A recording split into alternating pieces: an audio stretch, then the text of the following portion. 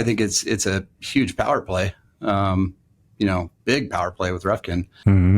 Modernized real estate and organized real estate is potentially done if that's the worst case, I guess. You mean privatizing listings on a mass scale? Yeah, it's the nuclear holocaust of real estate. It's not. Wow, thanks, Matt. Yeah, Real Estate Insiders. That's where you can get your uplifting content, kids. You talk about it privately. We talk about it publicly. This is the Real Estate Insiders Unfiltered podcast. Welcome again to the Real Estate Insiders Unfiltered podcast. I'm your host, Dwiggy, along with my laughing co-host, Mr. Keith Robinson. Yes, you're everybody's favorite crazy uncle. Woo. Yeah. Who'd we have, James? This was a good one. We had Matt Widdows, the founder and executive chairman for HomeSmart, which was awesome with his success story. Tell everybody what we talked about today. Super smart guy. He talked about going from 2 to 26,000 plus agents. Holy moly, what a journey. We talked about the future of real estate, his thoughts on the Compass Anywhere deal, as a reformed technologist, how he looks at the industry and technology, his views on the next 5 years, and AI, and a whole lot more. You're going to love this one. Put it in your ears. Kids. Matt, welcome to the show. Long overdue, by the way. Yeah, thanks, James. We've been chatting for a while, and I'm glad to finally get you on here and talk about your success and your company. So thanks for coming on today. Appreciate you having me. Yeah. So let's start with that. I've got you in residential real estate since 2000 and starting with a couple agents, and now you're like well over 20,000. So let's go through your background, like what got you into this crazy industry, and talk about your success and where you are today. Start there. So I had a good friend in high school that their family was in commercial real estate, and kind of watched them, and it's probably the lifestyle, I think, that got me more than anything. You mean the cocktails at 2:30? Or yeah, exactly. I think deep down I wanted to be a fireman, and I did a lot of stuff for that. But then at the end of the day, I was like, maybe not. Yeah. But I got licensed when I was probably like 1990 or somewhere in there. I was probably about 19 years old. Did real estate part-time. First company was Coldwell Banker, got training there. But it's tough to sell a home when you're 19. You've never owned a home and you look like you're a baby. I learned that real quick. So anyway, I ended up owning a medical computer company, and that's kind of where I got my tech background. I did medical systems for doctors and hospitals, mostly accounts receivable systems, and kind of part-time in the real estate, dabbling a little bit in rental properties and flips and stuff like that. So went to work, sold that, and went to work for a new home builder in 95. And then didn't start HomeSmart, started my own brokerage in 97. And then started HomeSmart in 2000. So that's kind of the background. And the idea behind HomeSmart was kind of taking that tech background that I had and kind of blending it with the real estate sector. And so it's worked out. I love it. Yeah. I love it. Yeah. So you guys are how many agents now, just for context? We're over 26,000. Wow. In like 49 states. So two agents, I've got you in 2000 to, that's just incredible, man. Congratulations on that. Thank you. I appreciate that. Yeah. Yeah. And do they all have your cell phone number? Yeah. Every one of them. Every one of them. In fact, I'm going to have to take a call here in a minute. Yeah. Don't blame you. You probably got 17 texts. Yeah. What was that like, that transition from software in 2000, right? So like doing medical software in 2000 to 95, 95, excuse me. Yeah. But like transitioning into residential real estate where, 2000, we didn't even have the portals at that time, really. So like it was. Yeah. When I started HomeSmart, there wasn't a lot. In fact, I was on the news because I had a PCMCIA card that had internet on it, and I'd be out with my laptop searching the MLS. Nobody was searching the MLS on a laptop out in the field at that time. That's wild. You were lucky if you had home access, actually. You had to pay extra for it back then. Right. So I was actually, I think it was on like the local Fox channel or something like that, showing him how I could search while I was in my car. And that was a big deal back in 2000, 2001. Now it's in our pockets. Yep. And one of my benefits was I'd give everybody a Net Zero account, a free internet account. I don't know if you remember Net Zero back then, but oh my God. Yeah. Oh. Yeah. So, and, yeah, go ahead. I have a follow-up. So as someone with a tech background who comes into real estate, and this has just been on my mind lately with ChatGPT and AI and some of the new technology, What's it like for a technologist to come into the residential real estate space where it takes us 10 years to adopt DocuSign, right? Like it took us 10 years to fully adopt a remote signing, which our clients clamored for, and then finally drug us to the altar so we would implement it. What's that like? You know, it's funny. Zip form. Remember Zip form? Yeah, of course. Yeah. I actually went to an arbitration over that because I was using Zip form back in, God, it was probably the later 90s. And nobody really was back then. Everybody was still handwriting them and all that. And I used Zip form, and they were arguing that I used Zip form and I shouldn't have used Zip form because it wasn't as legible as printed, handwritten contract. Yeah. And luckily I won. Yeah. But the fact that you were in there is crazy. Right. Yeah. Right. And it was so archaic back then. I'm just like, what are you talking about? Like, this is where it's going, and you guys are dinosaurs. Is it better now? Is what better? Is our comfort level with technology the same? Well, I'll tell you this, it's a hell of a lot better than it was in the 2000 to 2010. I feel like back then, technology was just non-existent. It was hard. I mean, people didn't adopt it back then at all. And I feel like we kind of caught up in the teens quite a bit, and started really, make some moves in that direction. So I think today, I almost feel like there's almost too much in a lot of ways. You've got so many different apps and so many different platforms out there. So fractured. And none of them are really interconnected very well. I mean, they have APIs and things like that, but you're going to multiple things a lot of the time. And there's app confusion, I think, too. There's just so many products out there now. So it's kind of the opposite now in a lot of ways, but it's nice because you do have optionality now, whereas back then you didn't have a lot. Anything. Right. Yeah, Hammer and chisel. Yeah, exactly. Yeah. And we were probably the first company to go 100% paperless too in 2008. We were 100% paperless in 2008.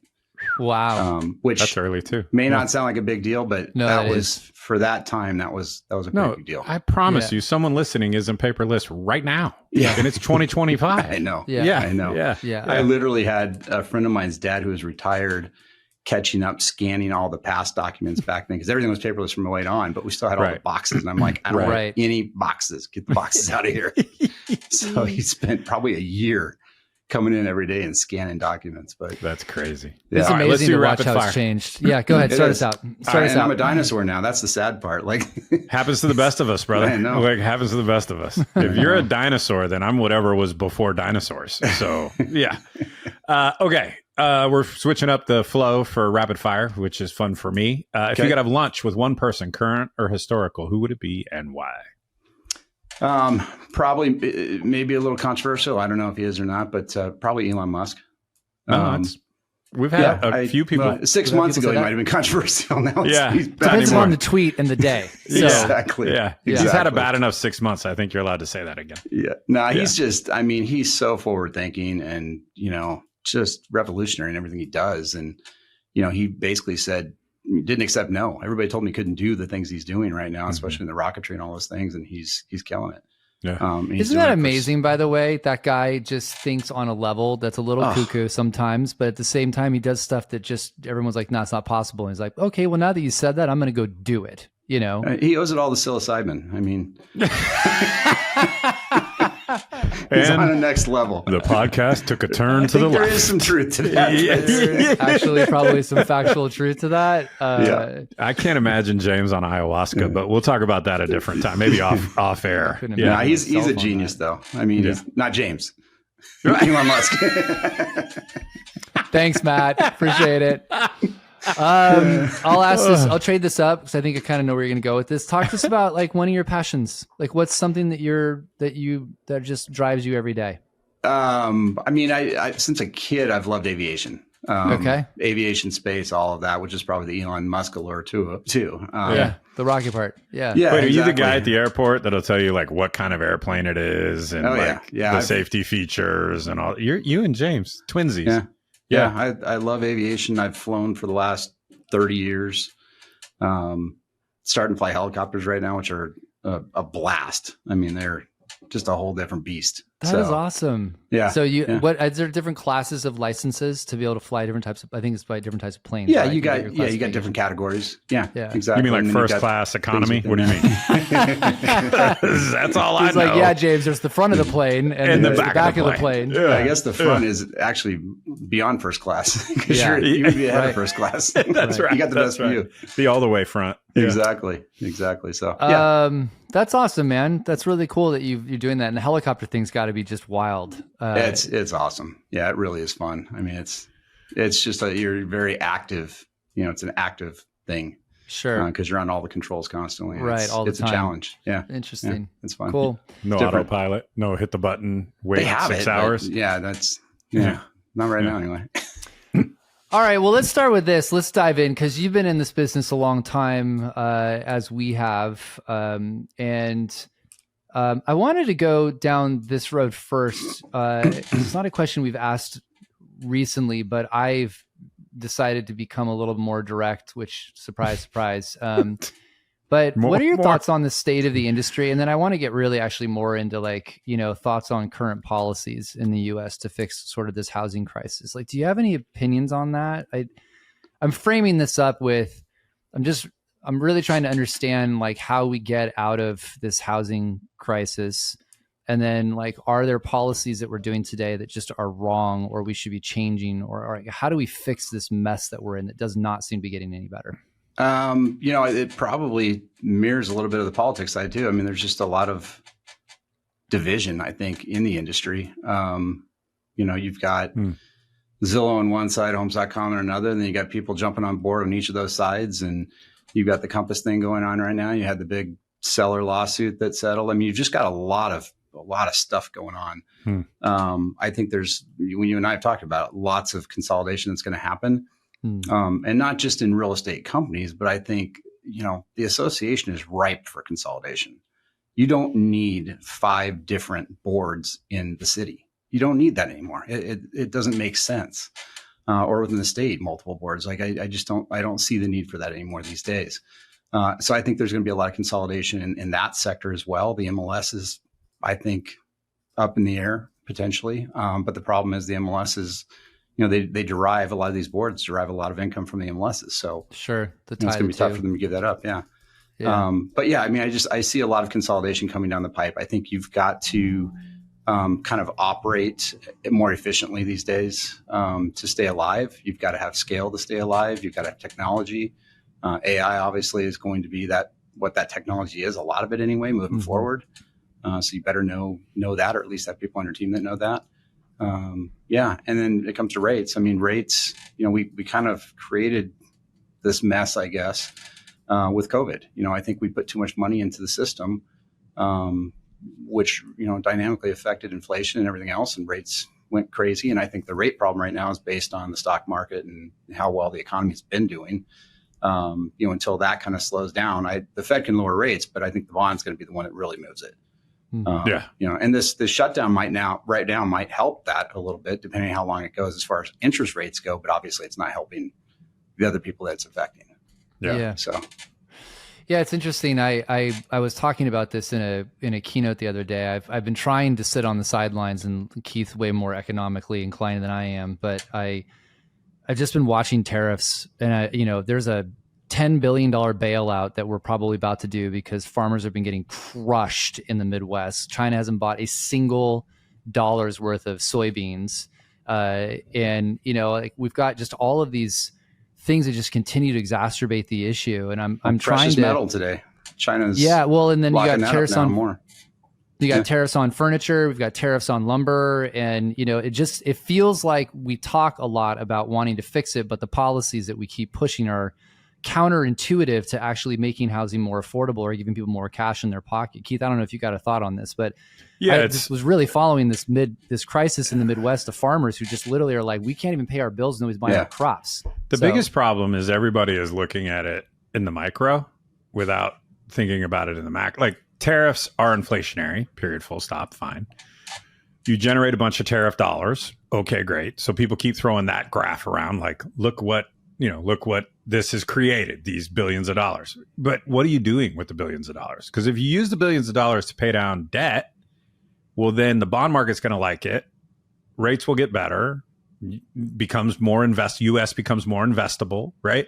So, but you can't just look at tariffs and say and form an opinion, right? Like, because tariffs are good and bad.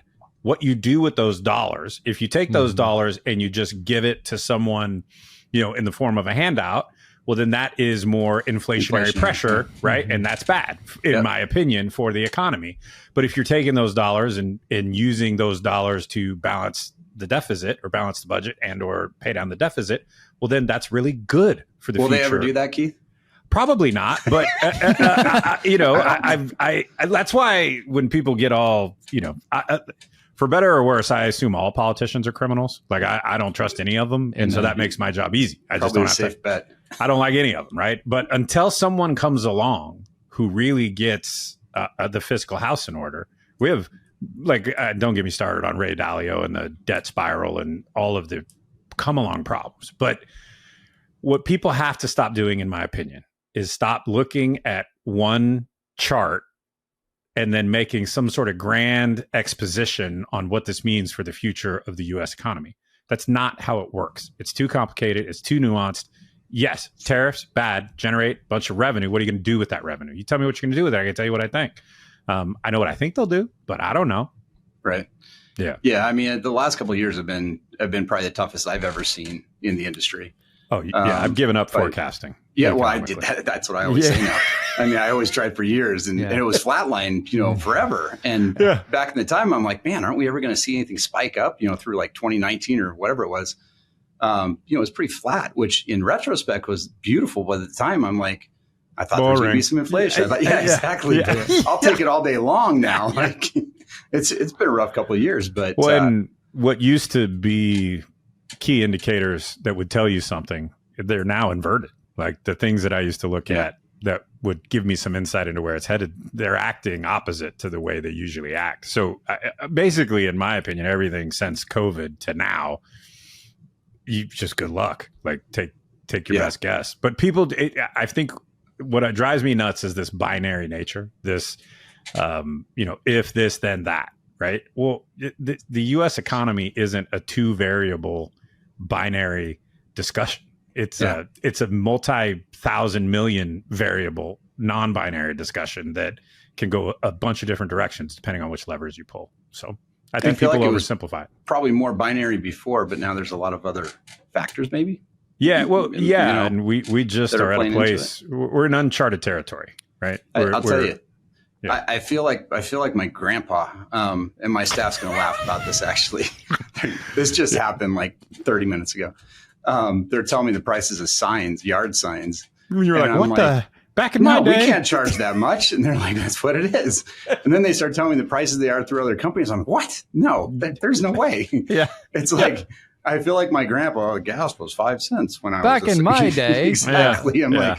I'm like, I got to catch up to the last 5 years. Like this last 5 years has just been nuts. It is interesting how it's taking everybody's eyes off the ball. Like we've just been dealing with one lawsuit or whatever after another. It's just like whack-a-mole. It's felt like. Yeah. Hey, let me ask you that as a follow-up. While I brought that up, how do you stay? I guess almost a personal question, but how do you stay motivated or focused when you're leading a massive company with a lot of agents? How do you compartmentalize things to be able to stay focused on the mission while also staying educated and not like depressed on all the stuff that's like coming at you? I mean, it honest to God, it does. You kind of hit it. It does tax you, especially all these, the lawsuits. That the big seller lawsuit really, I think it affected me deeply, actually. Yeah. Just because you feel like you've done the right thing the entire time, you've played fair, you've operated a clean business, and then you just get whacked. Right. And it's like, it feels futile, I guess.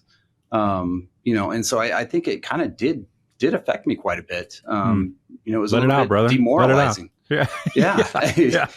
So, and then lately it just seems like there's a lot more lawsuits too. I heard that it was because private equity's gotten into the legal space or whatever, but I don't know if that's the case. Private equity backs a large portion of class action law firms because lend the money out, get the return. Mm-hmm. So you got the class action, but just a lot of other frivolous things too. It seems like it's like when it's down, everybody comes out. So it's been a rough couple of years on a lot of levels, but honestly, one of the things I do, and our in-house attorneys they probably already know this. I try not to focus on the lawsuits or really get into them too much. They're kind of going to be what they're going to be. The attorneys are going to handle it. So I stay away from that stuff. I've always had the philosophy that you keep going forward. And I tell my franchisees this, I tell my agents this, don't leave that stuff in the rearview mirror. You keep going forward and you will win. Don't let it distract you. Don't listen to the noise. And that's kind of been my philosophy forever. And I've always done that. Although I do find these days that it might make more, I may need to start paying attention a little bit more because there's some dynamic changes going on in the industry. Yeah. To where, I don't think I want blinders as much as I did yesterday. That makes sense. Yeah. I do think, to double click on what you said, I've found over the last, since COVID, I feel like every year there's a new curveball, right? And I'm just like, geez. There is. I thought, right? But when I get in a room with our franchise owners and or our agents, magically, I feel better again. Yeah. Because the human beings in this industry who wake up every day and care deeply about their clients, to your point, do it the right way, run a clean business, right? Like when I spend time in the room with them, I'm motivated and inspired immediately. And then when we have to do another podcast about a lawsuit, I'm like, oh God, I need to schedule a meeting with some of my people because I need that. For me, it's restorative when I can get back to sort of what we are as an industry and what we really do, right? Which is shepherd people through one of the most stressful transactions of their life. And just happen to monetize it through the sale of a home. And so when we anchor back into that, suddenly I feel like I'm not as worried about AI. I'm not as worried about the lawsuit. Like some of that stuff starts to settle back for me because I just have tremendous faith in that client agent relationship and the depth of it. And granted, we have to be wise stewards of it and we can't screw it up. And it's had some scratch and dent to that relationship over the last few years. But if we can really not lose sight of that and anchor and make that the hill we'll die on, right? You want to talk about the most defensible position for our industry. Well, it's at the human being in the transaction. Yep. And let's build a tower there and let's fight on those walls to the death because that's what we're best in the world at. So, and it's a very psychological transaction. That's right. I've always said that agents are cheap psychologists for these guys. They're there really to keep the train on the tracks. And I don't think all the AI in the world or technology in the world can do that. It's a personal thing. So and you're a technologist saying that. I fully no. Here's the deal: what we employ or deploy technology to empower the people that are running that technology. So you're never going to have it to where we have some sort of digital answering service or automation in that sense. You're always going to have a person here, and that's always been really important to us to make sure that we still have that personal contact and personal touch, but give those people the tools to make them operate efficiently. So you always have a person behind that tech. Yeah. Can I ask a follow up? It's one we have later, but I'm just going to ask it now if that's cool. And I'm asking it my own way. Shocker. How big a freak out is the industry going to have when someone buys a house from an AI agent, real estate agent? It's going to be a different experience. Well, because it's not going to be probably zero. Not far away, but yeah. I could see an investor who has a buy box. Yeah. Right. It's not emotional. Is it I don't know, maybe it's a comparable percentage to FSBOs, right? So is it going to be 4%, 5% of the market? Sure. Some percent. It's not going to be zero. Right. But I think it's going to get headlines like 80% of the population is going this direction. Right. So when the first one happens, I think the whole industry is going to freak out. Do you think they should, or how much does AI and that depth of relationship, how much of that gets transferred to this agentic workforce versus an agent? You and I we've seen a lot over the term of how long we've been doing this. Yeah. I have definitely, it's anything new that comes in. Zillow came in, for instance, 15 years ago, full steam ahead, and the world was going to end. Agents were no longer going to exist. They were done. Right. Because Zillow is going to take over. Well, that hasn't happened. Nope. iBuyers iBuyers. came in. Remember when the iBuyers? iBuyers? Yeah, that was a good one. We were all iBuyers afraid came of that in. one. We're done. It's over. Yeah. And Discount I never company believed Purple it. Bricks or Purple Foxtons. Bricks. Purple Yeah. Bricks. Yeah, good example. I mean, how long did they last? Like a year or 2 two? years. They were next to us in the booth at NAR. But yeah, I mean, there's this doom and gloom that comes into the industry every once in a while, and everybody gets all upset and gets, afraid. But at the end of the day, so far, none of them have panned out. Right. They may take a small percentage of the business and, have their little piece of the pie. But at the end of the day, the realtor is still an important part of this whole transaction. And the traditional real estate agent, I don't think it's going away. And, that's just my opinion. And you will probably have agentic transactions. It's going to happen, but I still think there's going to be people involved in most of them. Well, let me follow up on that as well, because this kind of leads to another question I had. So obviously Zillow's made headlines by, launching this new app inside ChatGPT, which caused the industry to be very calm. No one freaked out at all. No one's saying anything at all. No op-ed pieces were written. Yeah. I heard that. Heard there was some. It's like, maybe what? some feathers ruffled. Yeah. No. What are your thoughts around that? Like, is it excited? Like, is it a good move? Is it innovative? Are you worried? Like, what's your take? I mean, if nothing else, it's definitely a good marketing move to do it, to get involved with ChatGPT. Obviously, they have a pretty big following. A lot of 800 million a week, yeah. 800 million users a week. Yeah. So it's a good move from that standpoint. I would be hopeful that it's not an exclusive thing. And, ultimately at the end of the day that other companies will be invited into similar platforms or into ChatGPT or whatever it might be. Yeah. To kind of level that playing field. And obviously you're going to have language models within companies themselves that offer kind of the same thing. So interesting. Yeah. I don't know. I think the fact that you have 800 million eyes going into ChatGPT is the real benefit of it. Right. And they're obviously ahead of others on doing it. So they got out there quick. But I think you're going to see the other companies doing the same thing with language models. Ultimately. So it doesn't concern you? This is actually a question. It doesn't concern you? You're not like, oh my God, like Zillow's doing this thing. Like, because you're looking as, I'm going to do the same thing too? Or I think ultimately we're all going to be doing the same thing. It's going to be the way we search. Yeah. I don't, you're going to have a language model wrapped around that data layer and, it's the way we're going to search. But the fact that it is on such a large platform is what is the advantage obviously they have. And I'm sure homes.com is, Andy's over there trying to figure out what he's going to do to counter that. I'm sure he made a few phone calls when that one dropped. Yeah, exactly. Yeah. So, but they're obviously getting in there early and that's obviously smart on Zillow's part to do that. But hopefully there's more opportunity for others to do the same thing. You guys build out a lot of your own technology, right? You guys, I think you do a lot of it in-house, pretty much all of it. Yeah. So you have your own engineering design team and the whole 9 yards. Yeah, we got our whole dev team. Yeah. Can we ask and feel free to share? Don't worry. No one's listening, Matt. Go ahead, James. Go ahead. Like where are you headed with AI since you're doing your own in-house development? Like where does Matt want to take, the company from an AI perspective? Where are you deploying your teams, et cetera? Right now, we're working heavily on AI to automate a lot of processes. So on the back end, internal inside the company, a lot of internal back end processes that 2 years ago were a little bit more difficult to do.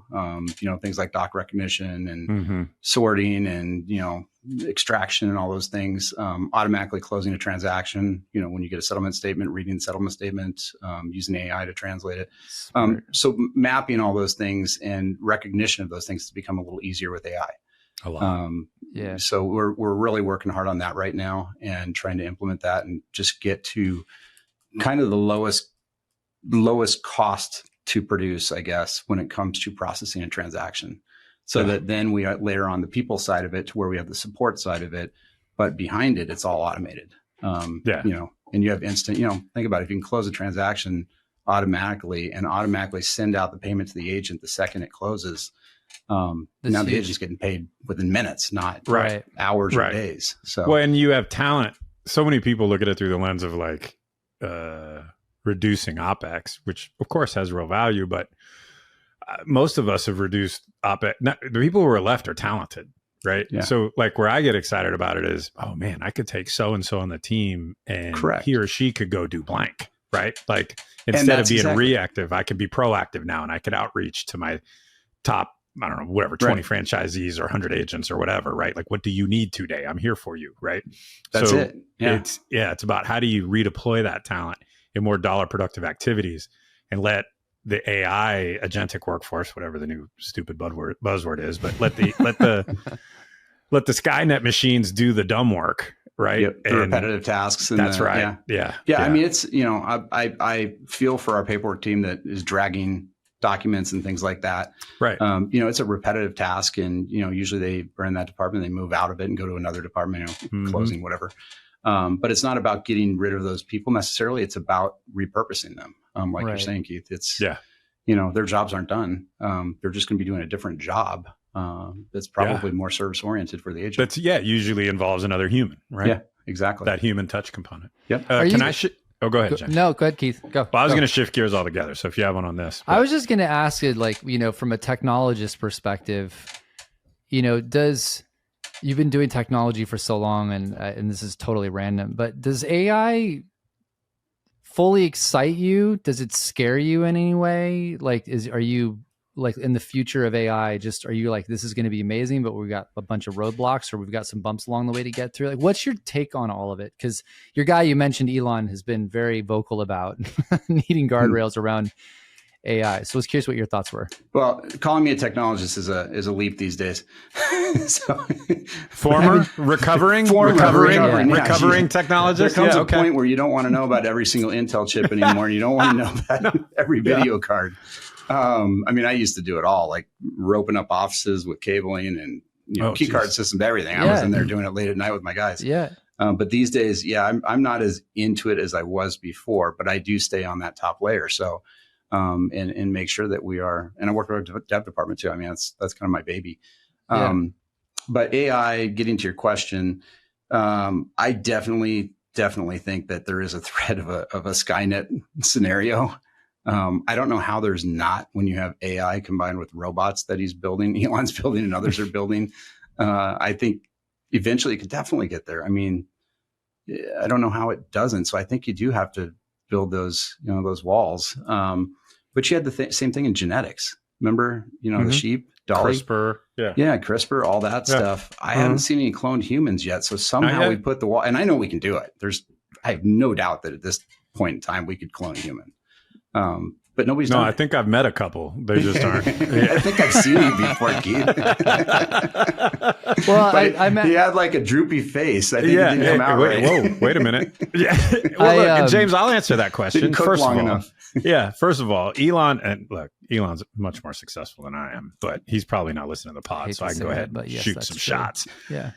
It's a little surprising to me, the guy who is the AI guy for autonomous driving and thinks that part's great is trying to now talk about he's worried about AI. You think he wants to pull up the ladder because you have a first mover advantage? Yeah, probably. Right. Like, so if you want to put some roadblocks in front of other people because you're in the lead when it comes to autonomous driving, you might want to talk about AI like it could be the end of of the world. Well, there's the open AI thing too. I mean, there's bad blood there, obviously. And some of those roadblocks are pointed at open AI, ChatGPT. But for sure. The other thing too is I try to focus on what I can control. So could it be the end of the world? Yeah. Is it a very high percentage? I don't think so. Yeah. Do I have any influence over that? No. Bingo. So either I'm going to plug in AI and take advantage for whether I'm alive for 2 more years or 22 more years. Am I going to take advantage of this for however long I'm left on this planet? Or am I just going to wait and see? You could sit, y'all listening, you sit and wait and see. If we're only around for a couple more years, I'm going to be more successful for the next 2 years than you are. So you figure out what you'd like to do. But you just hit it on the head. Like I'm not going to have any effect on whether it happens or not. If something bad happens with AI, I can't do anything about it. It's going to happen. And it's not like I'm going to send myself to the future and have my own self in the future, like Terminator, trying to kill. Yeah, I'm not the guy they pick anyway. That's not happening. So there's nothing I can do. I can accept it and I can embrace it for how I can utilize it in my world, whether that be business, personal, whatever it is. So, you just keep marching on. It's kind of like having the blinders, like I was saying a while ago. You just keep going forward. That's a fair statement. It is interesting with Sora, and like if I see one more Stephen Hawkins in a wheelchair in a skateboard ring. Have you seen these? Have you seen these videos? No. Yes. I watch Like Big Bang Theory though. The videos are like the videos being created right now. I'm just like, oh my God. But my point was there's some stuff coming out now that is so damn close that I can't actually even tell. Like I've actually questioned a few videos where I was like, I don't know if that's actually real or AI. Yeah, unfortunately, we're in the world where you have to fact check everything. I don't know if you heard, but Compass and Anywhere maybe put together a deal or something. It didn't make much news. Yeah, they're trying. That's a big disruption. More of the same. What are your thoughts? No, I mean, if it goes through, I think it's a huge power play. Big power play with Revkin. So I'll be curious to see how that all plays out. Obviously, privatized listings and all that. If it goes that route, it could definitely damage, the way we operate in modernized real estate and organized real estate is potentially done if that's the worst case, I guess. Yeah. You mean privatizing listings on a mass scale? On a mass scale. Yeah. Yep. Mm-hmm. Because if they do it and then others decide that they're going to do it, and it just kind of had this. It's kind of like if you launch your nuke, I've got to launch mine. That's it. Yeah. It's the nuclear holocaust of real estate. It's wow. Thanks, Matt. Yeah. Real estate insiders. That's where you can get your uplifting content. And the irony here is I was kind of on the side of, I guess you could say I was on the side of privatized listings in a way, only because I don't feel like we have the right to have a heavy hand and tell the seller what they can and cannot do. Mm-hmm. And you have NAR and Zillow coming out and kind of having a heavy hand on that. And I don't like that part of it. Yeah. But at the same time, I don't want it to threaten organized real estate because I don't want to turn into, a lot of parts of Europe and other parts of the world. Yeah. Where you don't have an MLS. You literally just, what the inventory is because you happen to live in that neighborhood and know the other agents in that neighborhood. The only thing I would tweak or double click on that you said, Matt, is it's less about organized real estate because really who gives a shit, right? It's more about the human beings who buy and sell houses, right? That's who it affects at the end of the day. That's what I'm saying. Yeah, and the right. Price of that and the first time a buyer goes online and they're walking to the farmer's market, tell me you live in California without telling me you live in California. They're walking to the farmer's market and they see this property and can't find out the details on it. Yeah. And if that continues to happen for them, that's a problem. I don't care. I worry a lot less about protecting organized real estate because whatever happens there is going to happen there. But what I'm really passionate about is protecting the human beings who buy and sell houses. I care a lot about them. But one is a causal effect on the other. I mean, the organized real estate going away would be, I think, detrimental to the agents as well as the buyers and sellers in the world. Totally agree. And the problem is they want instant information these days. Everybody's used to instant gratification. I mean, I can't stay off Google for more than 5 minutes to look things up. Yeah. And if you go that route, that's gone. I mean, that's gone. Mm-hmm. So I don't know. But that's kind of my feeling on it. I don't know if DOJ is going to let it happen. We'll see, or whoever, the government in general. I don't know who's looking at it, SEC, whatever it is. But it'll I'm not be convinced impactful, the DOJ will do anything. I think the administration's got some of the stuff they're focused on. I don't think they'll pay attention to this. So it's certainly not another acquisition, everyday acquisition that you see. It's right. Sure. And it won't be the last one. Like we talked about, there's going to be more consolidation coming, I think. Yeah. So I said this yesterday when I was on stage in Dallas and Brad pivoted the entire panel to talk about that instead of what we were originally supposed to talk about. And I was on the panel with CEO of Corcoran, and she was like, no, she even said it. She's like, this train has left the station. Like there is an acquisition spree going on. And it's interesting to me why I'm bringing this up. There's probably, I don't know, like 400 agents in the room. It's a good crowd. And, he asked some questions of the crowd, like, are they aware? Do they care? Do they think it affects them? And it was interesting because most of the crowd, the agents didn't think it was anything, wasn't a big deal, didn't really matter. And I was like, yes, you should stay focused on just helping your clients. I do not disagree with that for sure. And don't be naive, because in a world where there might be 3 or 4 major brokerages, if you don't think that they're going to try and have more control over stuff and change this, instead of the tail wagging the dog, that the broker is going to be charging more, you're out of your mind. And the room kind of got silent. I was like, you have lots of choices now. You can go work for any type of company, any size, any flavor ice cream you want. But if there's only a few flavors of ice cream, think commercial real estate. And it was interesting to see kind of people like, it would be like commercial real estate in a lot of ways, except you still have organized real estate with CoStar and commercial real estate, or or whatever. You know, I mean, I don't know. Semi-organized. Yeah. So yeah, it's not privatized, I guess. So.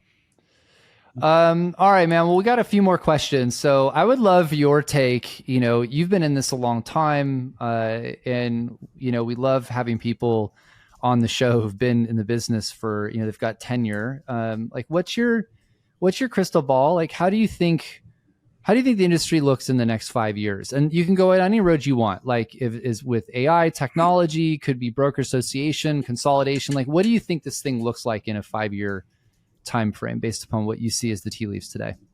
Well, first of all, I'm going to preface this with I'm with Keith on prognosticating the future at this point. Like, sure, nobody has any idea. We're retired. Yeah. So, but I'll take a guess. You know, I think that you have to get to a more efficient operational place, whether you're an agent, a broker.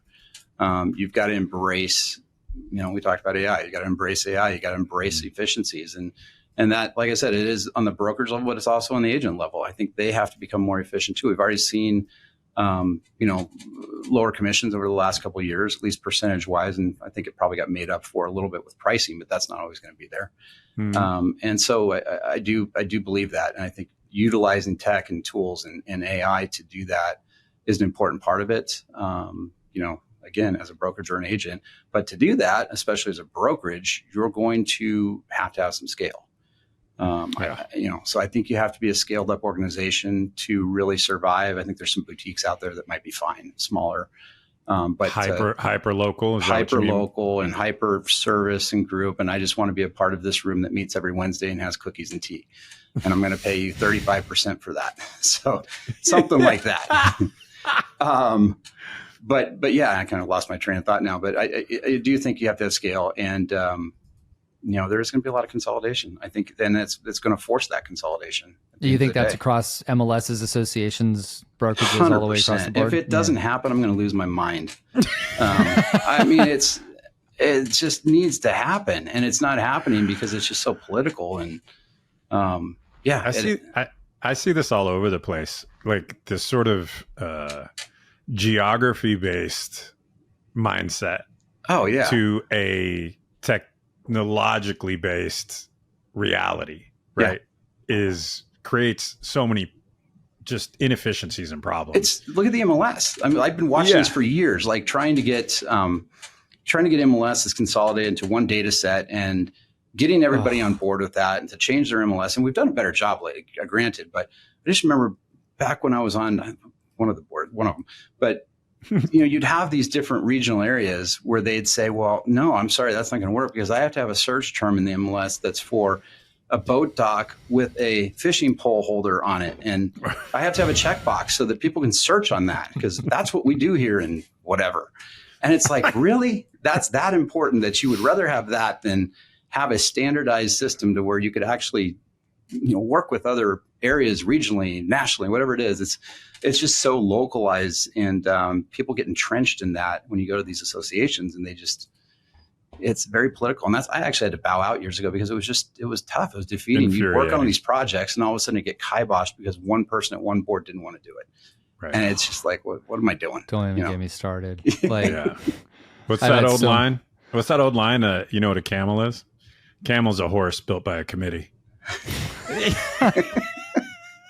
I actually didn't even heard that before. You never heard that? That either. I'm just really old. All right, cool. That's awesome. That's great. All right, Keith, take us out. Last question. Right. This is the last question we ask everybody. If you were an agent or a brokerage or a franchisor, what's the one thing you would implement today to help your business? That's kind of a boring last question for me because I'm probably going to go to what I've been saying the whole time. There's nothing wrong with that. I mean, you've got to adapt to AI, to what's going on right now. Yeah, I mean, speak. Yeah. Even if you're older, even if you're young, whatever you are, you've got to go and learn it on some level and adopt it. I mean, you just have to. I don't think there's any world where, you know, it's kind of like the agents that couldn't get on the MLS or couldn't use a computer maybe 15 years ago. Yeah. Or didn't like the internet. Yeah. Like they couldn't even log into a computer because they were older. And they get phased out because you have to be able to do that now. Like it's just part of business. I would push back even further. Like if you're my age, 54, you should be the one leading the charge in AI. So you must Because- think I look young, Keith, You do look young. because we're the same age. Oh, how? So you've been calling me old this whole time. First of all, I've never called you old. I don't know who you're You called referring yourself to. old and we're the same age. Oh yeah, I guess I did. Roundabout. Great point. But to me, it's like actually the 26-year-old is already using it. Oh, We yeah. don't have to tell them to use it. So if you're 54, like the young Matt Widdows and myself, then you should be the one like leading the conversation around AI because you're behind already. Yeah. The train left the station, as someone said earlier, and you weren't on it. And so you better run down those damn tracks and catch the train because the 28-year-old agent is about to smoke you in the next 24 months. And that is a daily fear for me. I mean, I know how effective I was back when I was 25, 35 in business and being in a you room give with me these older people. ChatGPT? Yeah. And it has changed. I feel like, I definitely feel like I'm 54 now, especially when it comes to my kids and, my son's working here, my daughter worked over the summer, but he's doing things that I don't do, because they just grew up with it and it's just, it's part of their daily routine. Man, I'll end on this. I was watching my 4-year-old on an iPad. Yeah.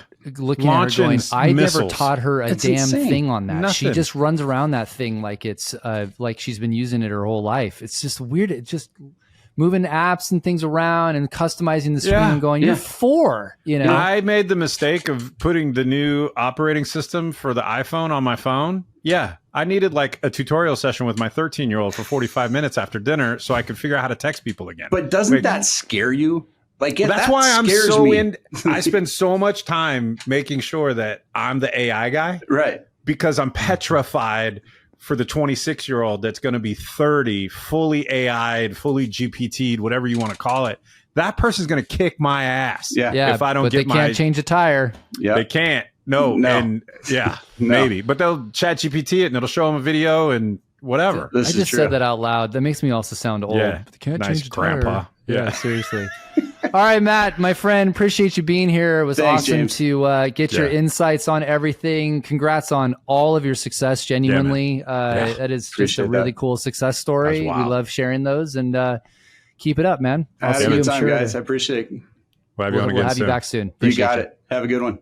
Thanks again for joining us on this episode. Subscribing now keeps us away from starting that new multi-level marketing trend.